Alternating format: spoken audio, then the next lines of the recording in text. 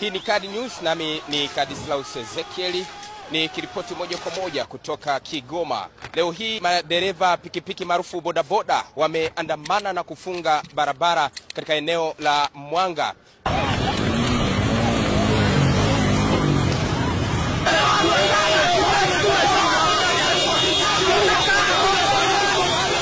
Kwa kile wanachodai kukerwa na askari wa jeshi la polisi hasa trafiki kuwakamata mara kwa mara na kuwapiga faini, ambapo wameandamana kushinikiza sasa iwe mwisho. Sisi ni mabodaboda wa mkoa wa Kigoma, tumechoka. Hawapigi kura watoto wa matajiri, wanapiga kura ni watoto wa maskini.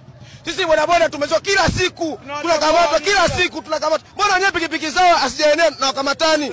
Watoto wa matajiri hawafanyi hizo kazi za bodaboda, ni sisi maskini tumechoka. Viongozi tutetea, tumechoka. Polisi wa Kigoma wanatusumbua, tumechoka.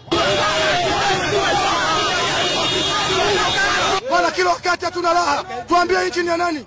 Nchi ni ya kwetu. Lakini sisi wenyewe ndio tegemezi. Kila kitu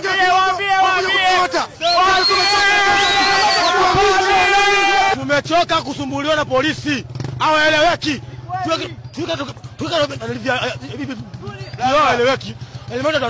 Wanataka nini?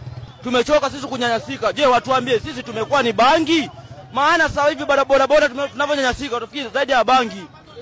Tunataka tuambie sababu ya sisi. Yaani sisi leo hii tumekuwa tumechoka. Bodaboda tunaonekana kama vile bangi. Kati ya maskini na watoto wa matajiri, wapi wanaofanya kazi ya bodaboda? Ama sisi watu wa maskini hatuna thamani?